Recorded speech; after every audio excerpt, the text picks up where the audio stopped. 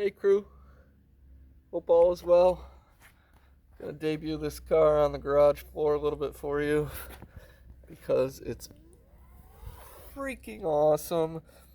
And while I said in my short it was junk compared to a dNano, and it is, it's toy grade. See that? It's actually really, really, really good and fast. I put the rubber tires on it. I'm amazed. It's pretty good as a basher drifter. You really wouldn't want to, no technical drift guy should buy this and expect to do cool, crazy drift stuff. It's more like buying a TT02D and setting it up with like a front one way and a little bit of camber or toe and doing some okay power sliding, four-wheel drive, but it's no quality drifter. It's an all-wheel drive car, but it's phenomenal. It handles phenomenally. It's incredibly fast, and I'd say it rivals every bit of dNano. Top speed, handling, probably better in handling. And I've done a lot to my dNanos. Big block motor upgrades, and I've put LiPo battery modifications on them so they don't take the stock batteries anymore. And this thing's just got an internal battery, so you don't have to fight with charging batteries. It's so freaking easy. Transmitter's pretty darn good. I mean, keep in mind, $30 to your doorstep for this thing. You got lights on, off, you got steering trim, you got lights blinking, lights solid. You got 3 speed levels, like maybe like 33, 66, and 100% speed. If you need to drive slow for the kids or something, you're definitely going to want to turn that speed down. If you're driving in a very small, tight area or on a countertop, you might want to turn that speed down. If you get good with your dexterity, you can rip this thing around really good. I drive a lot of MiniZs and dNanos, so I'm a pretty good driver. There's the blinkers. I mean, come on, there is nothing cooler than R34 iconic taillights. This is like the Z-Tune style, and if you buy the R34 dNano, it's the Spec V NER version of the R34, which is very cool in its own right, don't get me wrong, but I mean, come on, we all know the Z-Tune, $500,000 to $2 million car, whatever. Yeah, it sold for $2 million. All right, my transmitter's not turned on. So you turn the transmitter on. This thing rips. And the steering's pretty good, but you always have to trim it right out of the gate, like 2 clicks, and that goes really pretty good and straight. I'm going to try to keep you in viewfinder. Boy, that's going to be tricky. It's so fast. Let me just expand the view here. Point you down so you only see the car cruising. Try to zoom in front of you. I know it's really small. That's what's the trouble with 143. But I want you to see how good it is. See if I can actually concentrate. I should get closer up for this, but I mean, you can do these little figure eights slowly if you want to. I'm on the full high speed 100% setting, so it's actually very drivable on 100%. This is with, again, rubber tires, not with drift tires, although I'm surprised how controllable it is with drift tires, probably because it's all-wheel drive.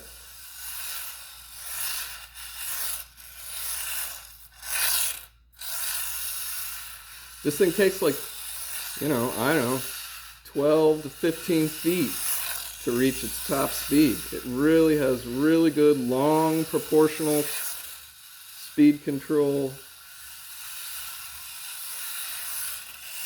I have been now driving this car for 45 minutes, and this is how much battery is still left. And it's definitely slowed down, but it's still, zippy.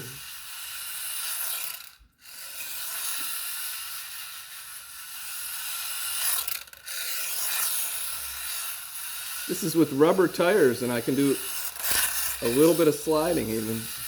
And this is smooth garage floor, really clean. Oh, I almost went right under the tripod, but the tripod was too low. definitely slowing down now a bit. But I mean, again, guys, I've been driving for 45 minutes on a single charge, and it's so fast. And I had just been hammering throttle 100%. Oh, I was on my downstairs track. I've hit hard nose several times, hard, just like that on things. And look, there's only a tiny bit of damage. See the little paint speck missing right there? It's actually underneath the car. You really can't even see it. And you could touch it up with some silver, I think. But, I mean, I've whaled this thing a couple times. The dNano bodies don't hold up nearly quite as well. I'm so impressed with this thing. So impressed. I mean, come on. The battery's low and needs charged. And it's still a blast to drive.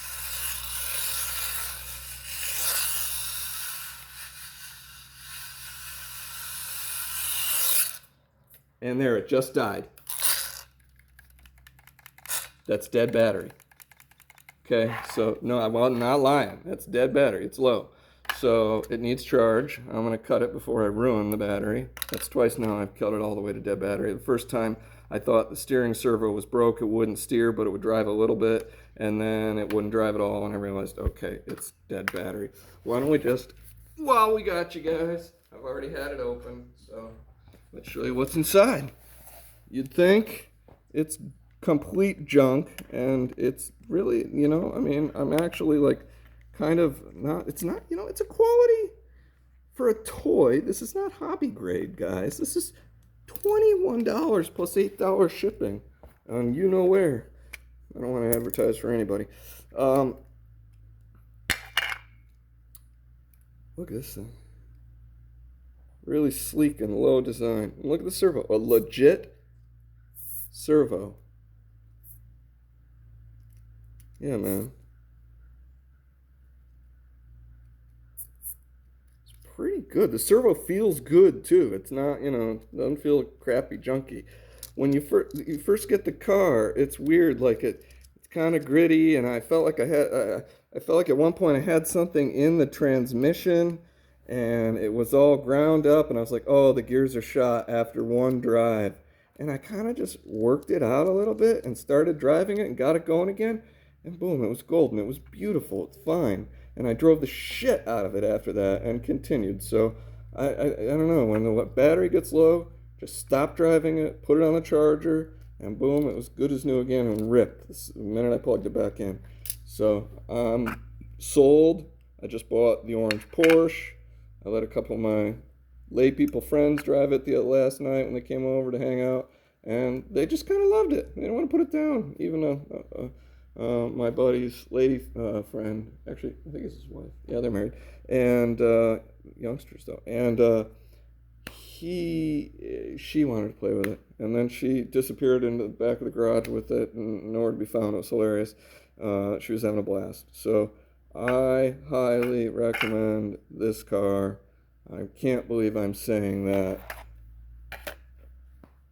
Yeah, I don't know. I always wanted the dNano to be all-wheel drive.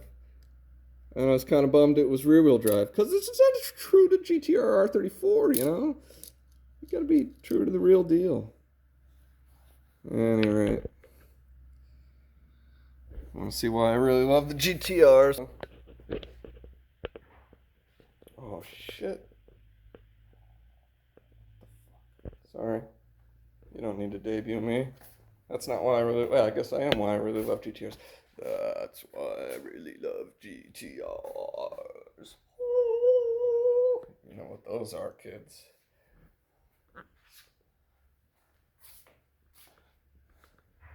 No license plates. Cool, huh? Here's the next project. It's coming together. Got steel. M8. Links and arm joints for the lowers. Had to extend the chassis like crazy. TRX4 chassis. Some badass 7075 axles with hardened steel and tool steel shafts, drive shafts. Some big 40 series 3.8. Action rock crusher. Custom flatbed. Looks nice and rustic. Waiting for some M3 Heims to do the uppers. Can't really fit an M4 in those, so the Heim round is too big.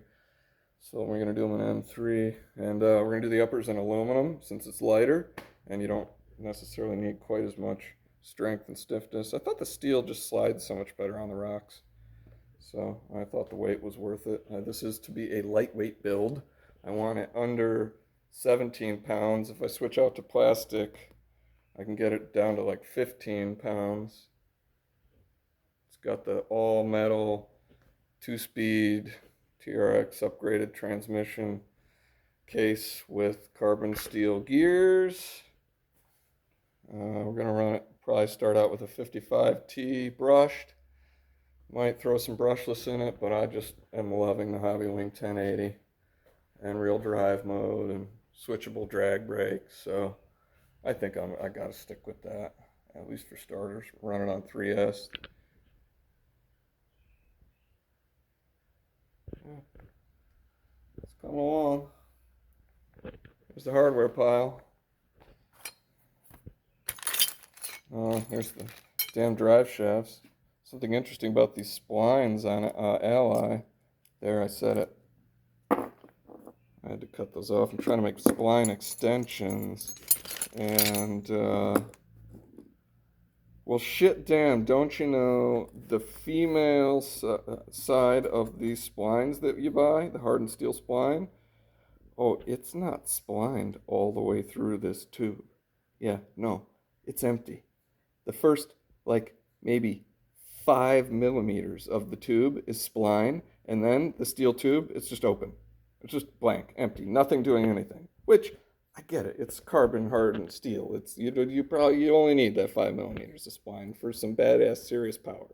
But it was a disappointment because I had bought a handful of these and expected to just slice them and use them to make a super long extension axle, which you can see I'm gonna need a freaking 12, 13-inch drive shaft, and that can hold power from big tires. And yeah, I had to get creative and cut one, and this is half of what's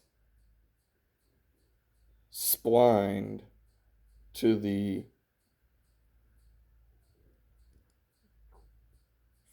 female side. So basically you get twice this in internal spline. And so clipping down here, that's like, you know, all that's going to join this one together here, right here, is 5 millimeters of spline this way, 5 millimeters of spline this way. It's kind of crazy. I really just added the tube here to give it rigidity and strength, and apparently 5 millimeters of spline is enough to do it. We're going to find out. I extremely have my, oh, look, that's hollow on the tip. I see why. Yeah, I have my doubts that this is going to hold up, but we are going to do our best to try it. Probably going to buy some more of these. My thoughts are that if this doesn't work or gives me trouble, I'm going to try to 2 millimeter drill it and pin it. I don't like 2 millimeter pins. Maybe 2.5 steel millimeter pins would be best. But that's a, yeah, I don't know, the spline is 6. So yeah, 2.5 should work because they're doing 2 millimeter pins on 5 millimeter shafts in TRX 4. I'm not sure. Yeah, anyways. Food for thought. Let me know what you think. Or don't. I don't care. Subscribe or don't. I don't care. Thumbs up or don't. I don't care. In the words of, who's that dude? Mickey Grossman. Can't scare my balls. Peace out.